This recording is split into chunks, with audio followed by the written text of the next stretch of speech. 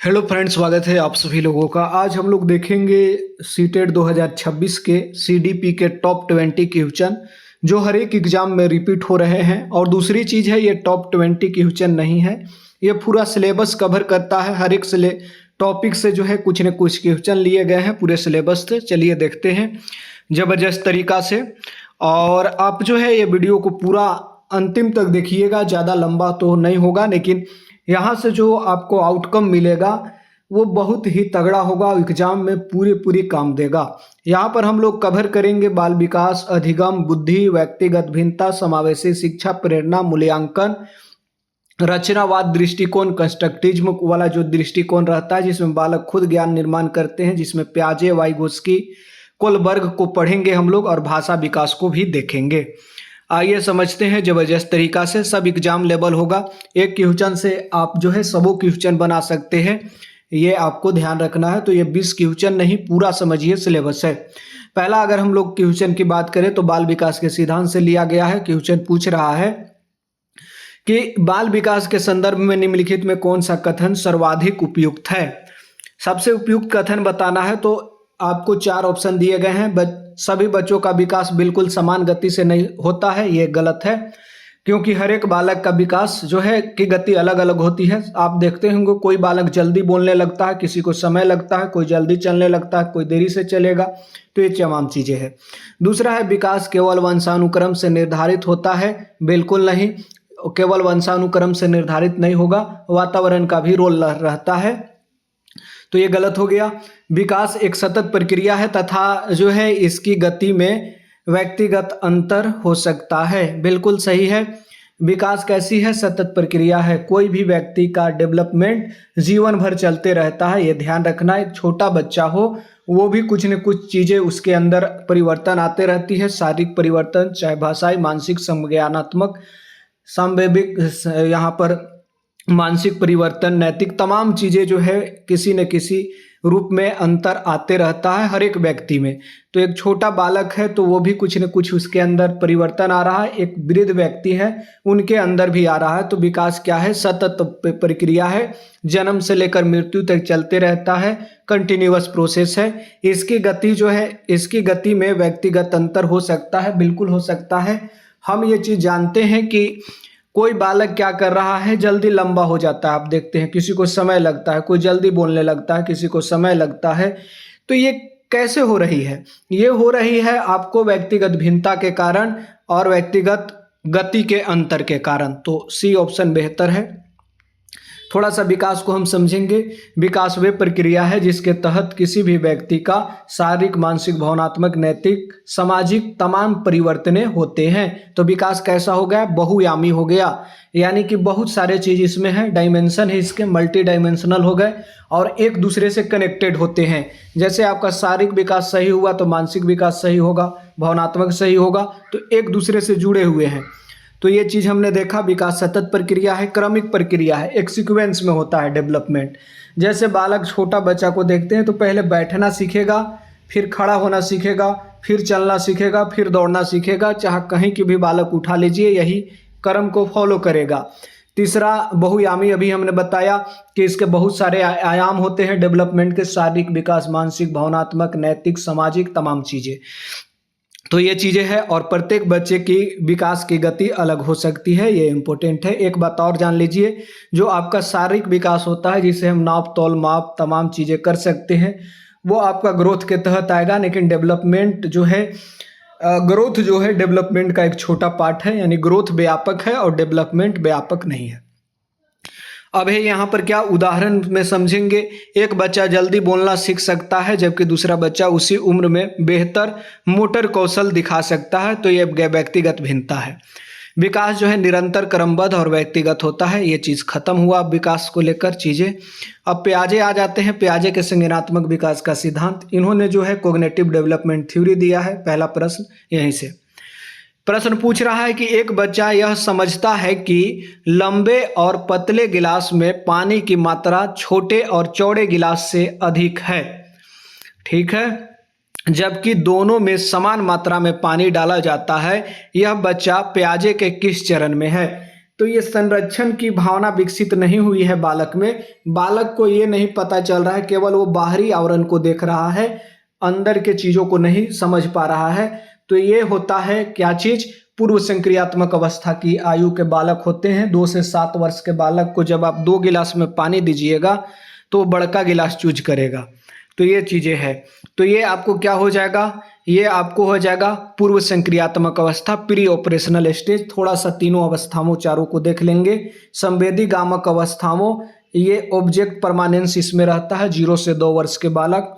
पूर्व संक्रियात्मक अवस्था 2 से 7 वर्ष के बालक, यहाँ पर इनमें संरक्षण की भावना विकसित नहीं होती है, ये ध्यान रखना है। ईगोसेंट्रिज्म ये होते हैं, अकेंद्रिता इनमें होता है। फिर 7 से 11 वर्ष के बालक आते हैं मूर्त संक्रियात्मक अवस्था में।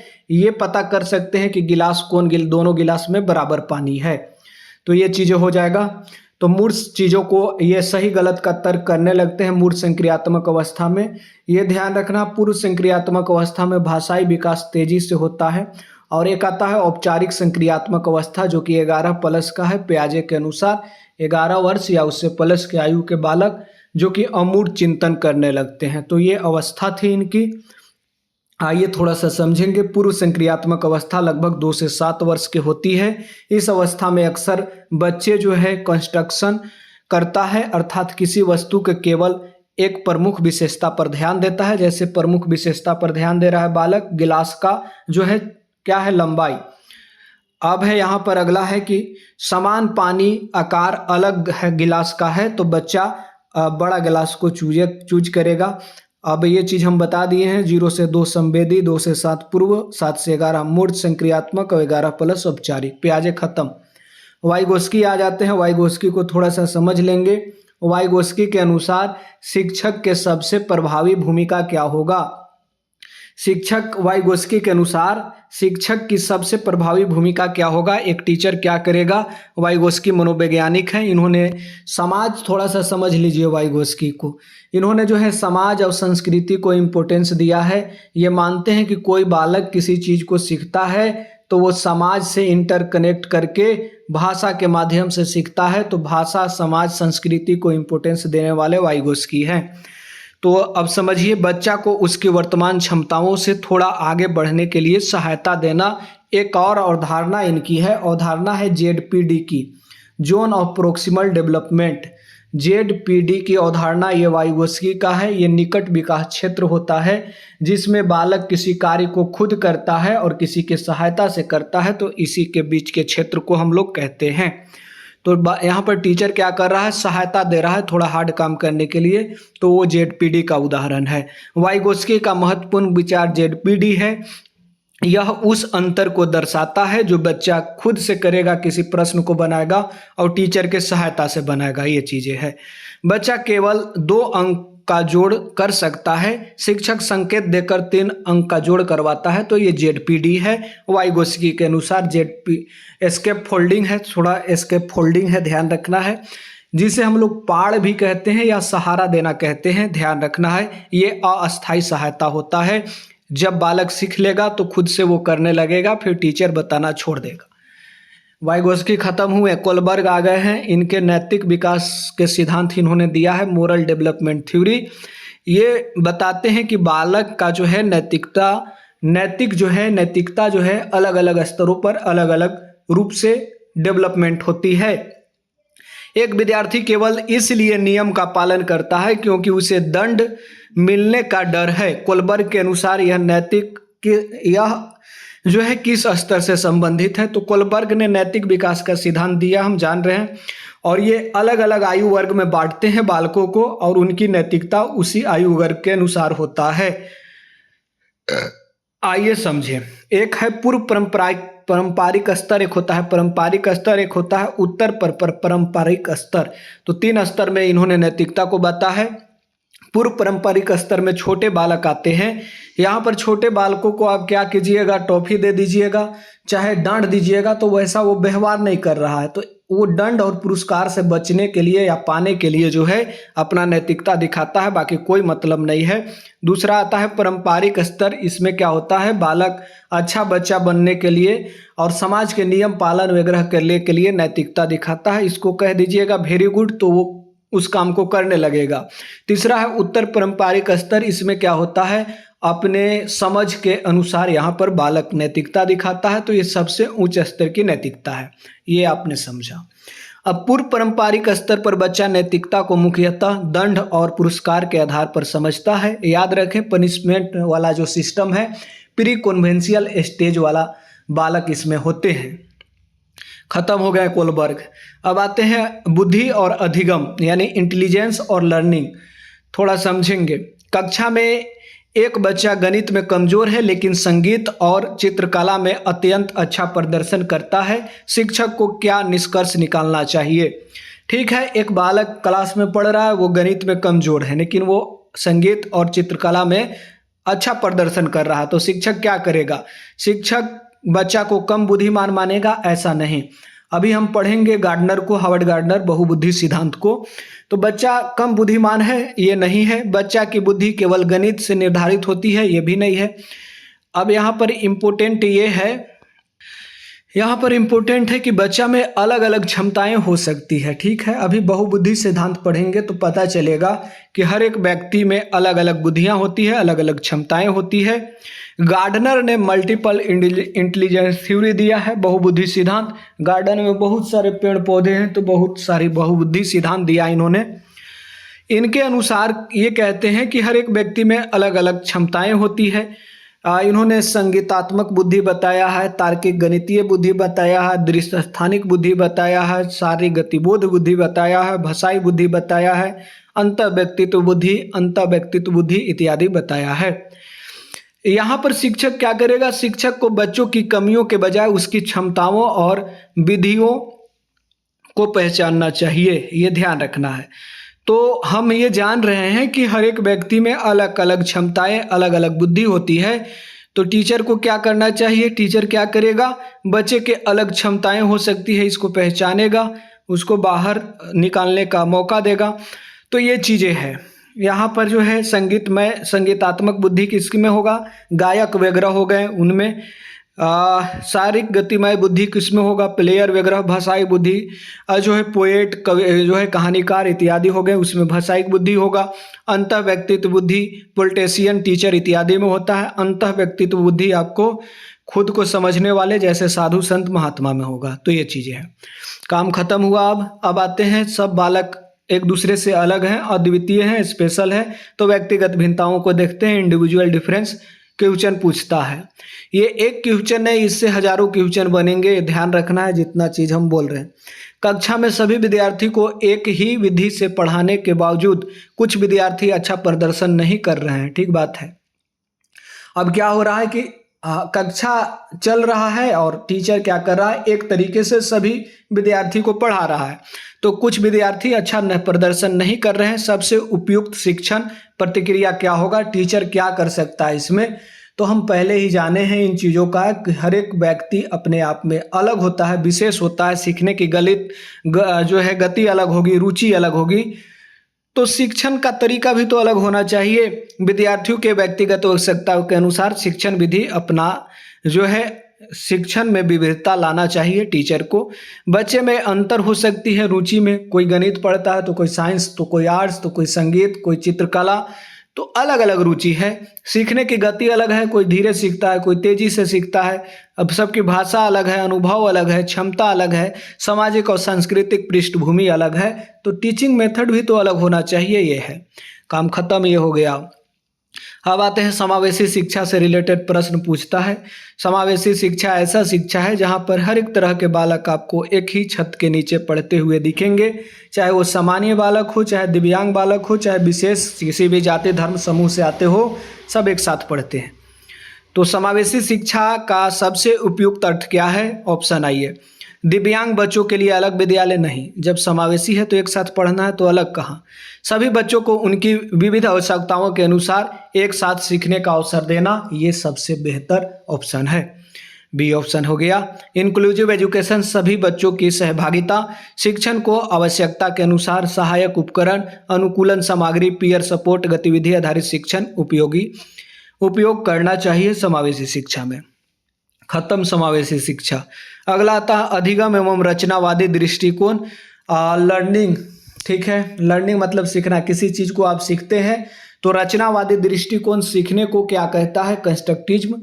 रचनावादी दृष्टिकोण सीखने को लेकर यह बात करता है कि बालक यहाँ पर ज्ञान का निर्माण खुद से करके खुद से करेगा, खुद से अवलोकन करेगा, पूर्व ज्ञान का जो है नए ज्ञान में संशोधन करेगा, यानी तमाम चीजें खुद वो इन्वॉल्व है एक्टिवली रूप से, ये रचनावादी मानते हैं। आइए समझे। रचनावादी कक्षा में शिक्षक की भूमिका मुख्यतः क्या होनी चाहिए? तो शिक्षक क्या होगा? सहायक रोल में रहेगा, सपोर्टर रहेगा, मोटिवेटर रहेगा, फैसिलिटर रहेगा। तो यहाँ पर सी ऑप्शन फैसिलिटर, सीखने में सहायक हो जाएगा। कंस्ट्रक्टिज्म यानी रचनावाद में जो है, रचनावाद के अनुसार अपने पूर्व अनुभवों और नए अनुभवों के आधार पर ज्ञान का निर्माण करता है। ये ठीक है, बालक क्या कर रहा है? अपने पूर्व अनुभव के आधार पर नए ज्ञान का निर्माण कर रहा है। ये रचनावादी दृष्टिकोण है। शिक्षक हमेशा फैसिलिटर यहाँ पर होगा, मार्गदर्शक, सहायता देने वाला, मोटिवेटर, और बच्चा एक्टिव लर्नर होगा। उदाहरण में शिक्षक सीधे यह ना बताए कि पौधे को प्रकाश संश्लेषण क्यों चाहिए, वह बच्चे से प्रयोग करवाकर निष्कर्ष निकलवाए। तो ये रचनावाद दृष्टिकोण है। रचनावाद के समर्थक पियाजे और वाइगोस्की दोनों हैं। 9वां क्वेश्चन, सीखने में त्रुटि। सीखने में जो बालक गलतियां कर देता है पढ़ाई के दौरान, उसको हमको कैसे लेना है? तो जो सीखने में गलती कर रहा है बालक, गलतियां करेगा तब तो ही सीखेगा। तो ये सीखने का क्या है? एक प्रोसेस है, सीखने का एक सोर्स भी कह सकते हैं। उससे पता चल सकता है कि बालक कहाँ पर जो है कॉन्सेप्ट को नहीं समझ पा रहा है, तो सोर्स के रूप में यूज किया जाना चाहिए। सीखने का जो है एक रास्ता के रूप में उपयोग किया जाना चाहिए, निगेटिव नहीं लेंगे। एक बच्चा गणित के प्रश्न को हल करता है, शिक्षक को क्या करना चाहिए? प्रश्न को गलत हल कर दे रहा है, ठीक बात है, तो शिक्षक क्या करेगा? तुरंत डांटेगा नहीं, अंक काट कर डांट देगा, दंड देगा नहीं है। उसकी त्रुटि के पीछे की सोच को समझेगा और उसका निवारण करेगा।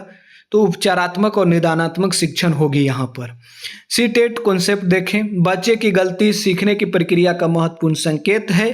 त्रुटियों का विश्लेषण करके शिक्षक पता कर सकता है कि बच्चे की अवधारणा कहाँ पर दिक्कत आ रही है, अवधारणा को समझने में अवधारणा कैसे अधूरी है। गलत उत्तर हमेशा ज्ञान का अभाव नहीं बताता, यह बच्चे की सोच की प्रक्रिया को दिखाता है। अगला जो है पार्ट है, प्रेरणा से क्वेश्चन लिया गया है, आइए समझे। आप मोटिवेशन वीडियो देखते हैं तो आइए समझेंगे कि प्रेरणा क्या काम करता है। यह सीखने को प्रभावी बनाता है, ध्यान रखना है। तो एक विद्यार्थी केवल अच्छे अंक प्राप्त करने के लिए पढ़ता है, यह किस प्रकार का प्रेरणा है? अब आप पुरस्कार पाने के लिए, अंक पाने के लिए, दंड से बचने के लिए अपना जो है दंड से बचने के लिए अपना काम कर रहे हैं, उसके लिए आपके अंदर प्रेरणा आ रहा है, मोटिवेशन आ रहा है। तो ये बाहरी प्रेरणा है, ध्यान रखना है। ये क्या है? बाह्य प्रेरणा है। तो ऑप्शन बी हो जाएगा। पुरस्कार, अंक और प्रशंसा के लिए जब अपना व्यवहार आप दिखाते हैं तो बाह्य प्रेरणा है।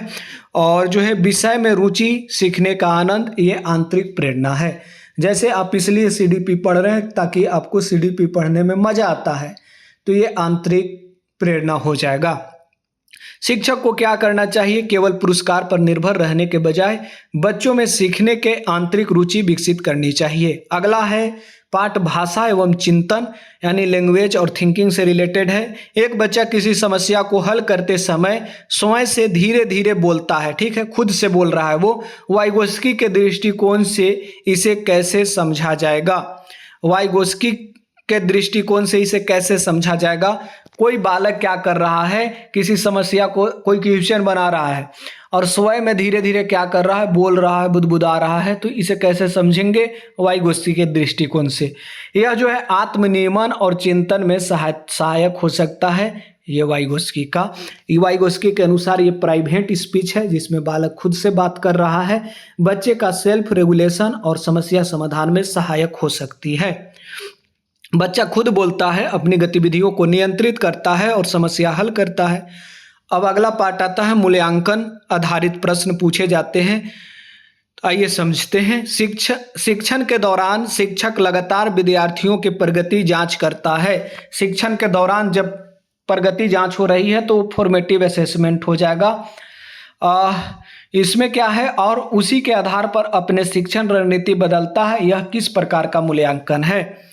रणनीति बदल रहा है और शिक्षक पढ़ाने के दौरान हो रहा है जो भी क्रियाएं मूल्यांकन आपका पढ़ाने के दौरान होता है, जिसमें आपको class work, homework, class test इत्यादि दिए जाते हैं। प्रश्न पूछता है टीचर, ये सब फॉर्मेटिव असेसमेंट का उदाहरण है। आइए समझे। फॉर्मेटिव असेसमेंट सीखने में सुधार के लिए किया जाता है कि बालक कहाँ पर गलती कर रहा है, फीडबैक दिया जाता है टीचर के द्वारा। टीचिंग जो है असेसमेंट, फीडबैक, फिर इम्प्रूव होगा। अब अगला क्वेश्चन है निदानात्मक मूल्यांकन। निदानात्मक मूल्यांकन जो है आपको यहाँ पर क्या है, इससे प्रश्न पूछे जा रहे हैं। आइए देखते हैं। एक बच्चा बार बार भिन्नों के प्रश्न गलती करता है। शिक्षक को पहले यह पता लगाना चाहिए कि गलती किस अवधारणा के कारण हो रही है, उसे कौन सा मूल्यांकन करना चाहिए। अब आपको गलती पता करना है तो ये आपको निदानात्मक मूल्यांकन होता है। डायग्नोस्टिक जो है असेसमेंट होगा, ये ध्यान रखना है। गलती के पता करने के लिए डायग्नोस्टिक असेसमेंट किया जाता है, डायग्नोस किया जाता है कि गलती कहाँ हो रहा है। जैसे जांच किया जाता है कि बालक किस जगह पर गलती कर रहा है, तो जांच कर लिया गया डायग्नोस, उसके बाद रेमेडियल यानी उपचारात्मक शिक्षण करवाया जाएगा, ये ध्यान रखना है। तो यहाँ पर डायग्नोस्टिक असेसमेंट हो गया, समस्या कहाँ है, क्या कारण है, इसे जानने के लिए। फिर शिक्षक रेमेडियल टीचिंग करवाएगा, यानी अपने शिक्षण विधियों को बदलेगा तरीका को देखकर, या अलग अलग ज़्यादा समय देगा, समस्याओं को दूर करेगा, ये तमाम चीज़ें। अगला प्रश्न ब्लूम टैक्सोनॉमी से है। ब्लूम को थोड़ा समझेंगे, ये सीखने के स्तर को बताते हैं। निम्नलिखित में कौन सा प्रश्न ब्लूम टैक्सोनॉमी के उच्च संज्ञानात्मक स्तर को अधिक स्पष्ट रूप से दर्शाता है। तो यहाँ पर इन्होंने 6 स्तर की बात की है संज्ञान की। पहला स्तर है रिमेंबर और सबसे ऊपरली स्तर है क्रिएट। यहाँ पर पूछ रहा है जल का रासायनिक सूत्र क्या है, ये तो रिमेंबर हो गया, सबसे निचला स्तर है ये रिमेंबर। जल के 3 रूप बताइए, ये भी रिमेंबर वाला है। जल के रूपांतरित को परिभाषित कीजिए, ये भी नहीं है। यदि पृथ्वी पर तापमान बहुत कम हो जाए तो जल चक्र पर क्या प्रभाव पड़ेगा, कारण सहित बताइए, ये उच्च स्तर को बढ़ाएगा। D option. यहाँ पर डी में विद्यार्थी को विश्लेषण करना, संबंध स्थापित करना और परिणाम पर अनुमान लगाना पड़ता है। अगला क्वेश्चन है प्रतिभाशाली विद्यार्थी से रिलेटेड क्वेश्चन पूछा जाता है।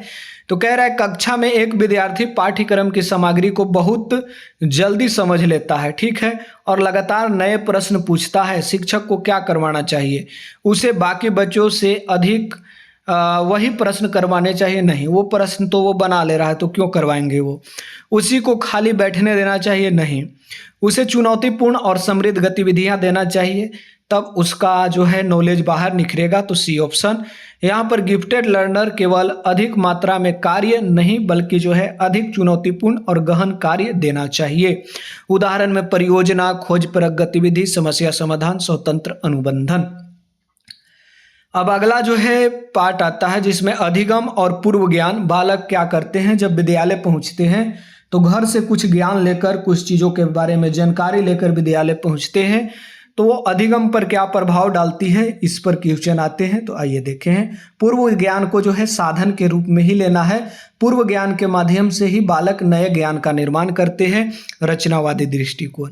एक शिक्षक नया अध्याय शुरू करने से पहले बच्चे से उनके दैनिक जीवन के अनुभव के बारे में प्रश्न पूछता है। इसका मुख्य उद्देश्य क्या है? अब शिक्षक किसी चीज़ को पढ़ाना शुरू कर रहा है, उससे पहले वो बालकों के दैनिक जीवन के अनुभव को पूछ रहा है, तो ये क्या कर रहा है, पूर्व ज्ञान को सक्रिय कर रहा है। ये कंस्ट्रक्टिज्म अप्रोच है जिसमें पूर्व ज्ञान प्लस नया ज्ञान बराबर नया ज्ञान होता है। उदाहरण, घर्षण पढ़ाने से पहले शिक्षक पूछता है कि साइकिल अचानक ब्रेक लगाने पर क्या होता है, तो बच्चा अपने अनुभव से उत्तर देगा, फिर वैज्ञानिक अवधारणा विकसित होगी। अगला क्वेश्चन है लैंगिक पूर्वाग्रह से। एक शिक्षक कहता है कि लड़कियां गणित में स्वाभाविक रूप से कमजोर होती है, यह कथन किसका उदाहरण है? अब क्या कर रहा है, यह जेंडर स्टेरियोटाइप है। तो यहाँ पर क्या हो जाता है, समझिए बातों को। ऐसे प्रश्न पूछे जाते हैं, कभी पूछ देगा कि ठीक है लड़के घर के काम नहीं करते, लड़कियां घर के काम करती है, ये तमाम चीज़ें जो अलग कर रहा है यहाँ पर जेंडर के टाइप से। और जेंडर जो है एक सामाजिक संरचना है, तो ये लैंगिक रूढ़िवादिता हो जाएगा, ये ध्यान रखना है। लिंग के आधार पर क्षमता तय करना लैंगिक रूढ़िवादिता है। हर बच्चा को समान अवसर, अपेक्षा और प्रोत्साहन मिलना चाहिए, ये इम्पोर्टेंट है। जेंडर फिक्स एबिलिटी नहीं होना चाहिए जेंडर के आधार पर कि ये यही काम करेंगे, ये यही। अब अगला क्वेश्चन है बाल केंद्रित शिक्षा से लेकर बालक को केंद्र में रखा जाएगा शिक्षा के।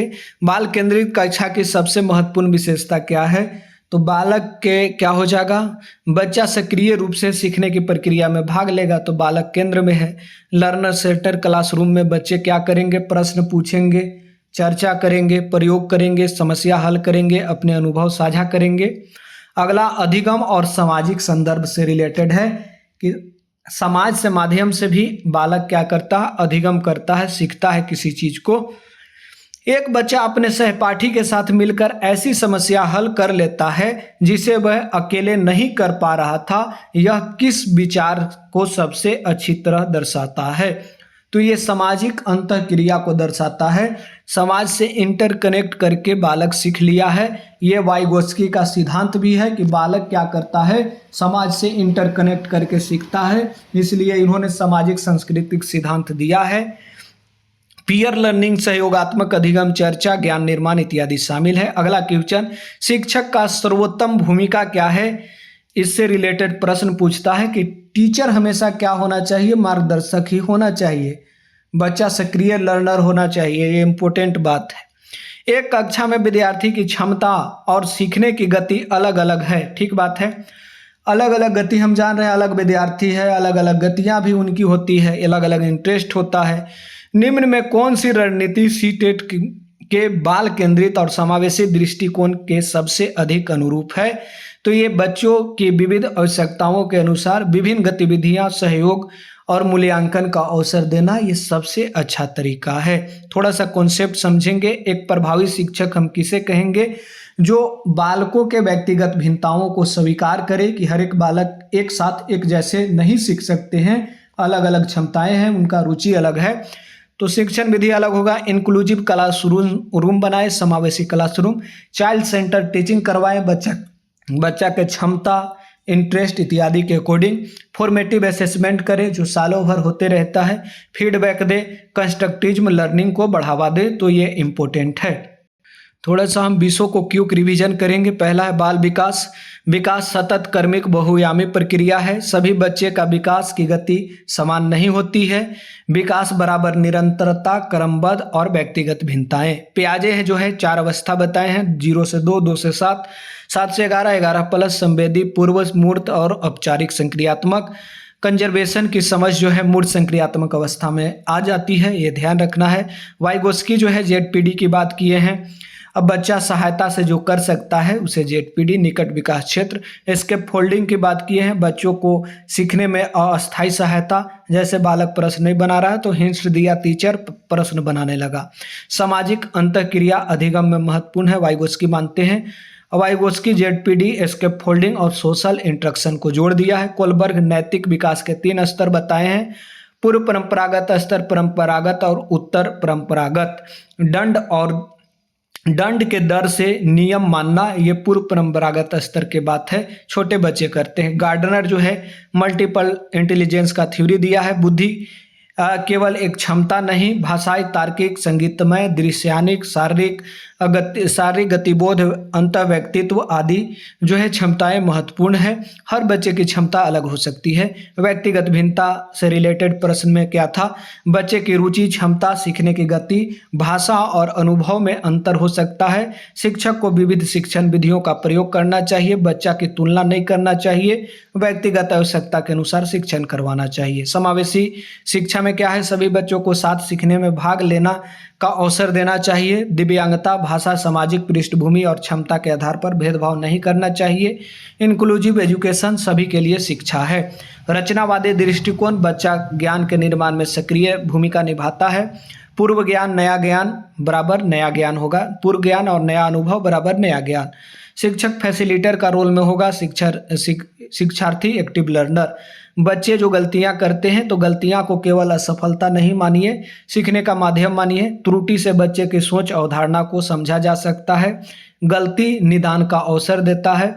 अगला है मोटिवेशन से रिलेटेड था, जो आप खुद के खुशी आनंद के लिए काम करते हैं तो आंतरिक प्रेरणा है, और जो पुरस्कार दंड अंक प्रशंसा के लिए काम कर रहे हैं तो बाह्य प्रेरणा है। आंतरिक प्रेरणा को बढ़ावा देना चाहिए, ये ध्यान रखना है। भाषा और चिंतन से क्वेश्चन था। भाषा का संबंध विचार और चिंतन से है। वाइगोस्की के अनुसार प्राइवेट स्पीच आत्मनियमन और समस्या समाधान में सहायक होती है, जिसमें बालक खुद से बोलता है खुद को। भाषा चिंतन अधिगम। फॉर्मेटिव असेसमेंट में शिक्षण के दौरान किए जाने वाला मूल्यांकन है। उद्देश्य सीखने में सुधार। शिक्षक मूल्यांकन करता है, फीडबैक देता है, फिर सुधार करता है। डायग्नोस्टिक असेसमेंट में कहाँ गलती कर रहा है बालक, कारणों का पता लगाया जाता है। तो डायग्नोस्टिक में जो है पहचाना जाता है कहाँ गलती कर रहा है, कारण, और फिर रेमेडियल में उस कारण को दूर किया जाता है अलग अलग विधियों के द्वारा। ब्लूम टेक्सोनोमी संज्ञानात्मक स्तर इन्होंने बताया है। इन्होंने 6 स्तर की बात की है। सबसे निचला स्तर इनके अनुसार याद करना है, रिमेंबर, और सबसे ऊपर का स्तर है सृजन यानी क्रिएट। उच्च स्तरीय चिंतन, विश्लेषण, मूल्यांकन और सृजन है। सबसे ऊपर सृजन आता है। प्रतिभाशाली विद्यार्थी को क्या करना चाहिए, केवल अधिक प्रश्न देना ये गलत है। उनको जो है चुनौतीपूर्ण कार्य देना चाहिए, उदाहरण में प्रयोजन, शोध और समस्या समाधान। पूर्व ज्ञान का मतलब क्या है, नया ज्ञान बच्चों के पूर्व अनुभवों से जोड़कर अधिक प्रभावी ढंग से विकसित होती है। पूर्व ज्ञान और नया अनुभव बराबर अर्थपूर्ण अधिगम होता है। अगला है लैंगिक रूढ़िवादिता। लड़की गणित में कमजोर, लड़के भाषा अच्छे नहीं होते हैं भाषा में, ये सब गलत है। पूर्व धारणा नहीं होना चाहिए। क्षमता को लिंग के आधार पर निर्धारित नहीं किया जा सकता है। जेंडर बराबर जो है एबिलिटी, ऐसा नहीं होना चाहिए। बाल केंद्रित की शिक्षा से रिलेटेड प्रश्न था यहाँ पर। शिक्षा जो विद्यार्थी होते हैं सीखने की प्रक्रिया में सक्रिय भूमिका निभाते हैं। बाल केंद्रित में प्रश्न, चर्चा, प्रयोग, गतिविधि, समस्या समाधान पर जोर दिया जाता है। शिक्षक फैसिलिटर, बच्चा जो है एक्टिव लर्नर। सामाजिक अधिगम से अगला प्रश्न था, जिसमें कि बच्चों दूसरे के साथ बातचीत करके सहयोग अनुभव से सीखते हैं, जैसे peer learning, cooperative learning, discussion अधिगम को प्रभावी बनाता है। सीटेट में सर्वोच्च दृष्टिकोण क्या है, एक अच्छे शिक्षक को क्या करना चाहिए, व्यक्तिगत भिन्नताओं का सम्मान करना चाहिए, सभी बच्चों को समान अवसर देना चाहिए, बाल केंद्रित एवं समावेशी शिक्षा अपनाना चाहिए, गतिविधि अनुभव आधारित अधिगम कराना चाहिए, फॉर्मेटिव असेसमेंट और फीडबैक प्रयोग करना चाहिए, तुलना नहीं करना चाहिए, लेबलिंग नहीं करना चाहिए, दंड से बचना चाहिए। थोड़ा सा मास्टर रिवीजन देखें। पियाजे संज्ञानात्मक विकास सिद्धांत, वाइगोत्स्की, जेडपीडी और स्कोफोल्डिंग, कोलबर्ग नैतिक विकास, गार्डनर बहुबुद्धि, कंस्ट्रक्टिज्म, बच्चा ज्ञान का निर्माण खुद, इंक्लूसिव एजुकेशन सभी बच्चे साथ पढ़ेंगे, फॉर्मेटिव सीखने में सुधार के लिए, डायग्नोस्टिक कठिनाई को पहचानेगा, मोटिवेशन आंतरिक प्रेरणा को बढ़ावा देता है। ब्लूम जो है उच्च चिंतन और विश्लेषणात्मक मूल्यांकन और सृजन है। इंडिविजुअल डिफरेंस, हर एक बच्चा अलग है। बाल केंद्रित शिक्षा जो है शिक्षक फैसिलिटर होगा। जो गलतियां कर रहा है वो सीखने का अवसर है। जेंडर स्टेरियोटाइप को स्वीकारना नहीं चाहिए। जेंडर के आधार पर कार्य नहीं देने चाहिए, क्षमता के आधार पर होनी चाहिए। पूर्व ज्ञान जो है नए ज्ञान अधिगम का आधार होता है। तो चलिए, ये 20 क्वेश्चन नहीं, इसमें समझिए कि हजारों क्वेश्चन बन सकता है, और पूरा सिलेबस को लगभग जो है हमने खंगाल दिया है इतने ही टाइम में। वीडियो को जहाँ तक हो सके शेयर, सब्सक्राइब, लाइक कीजिए। धन्यवाद।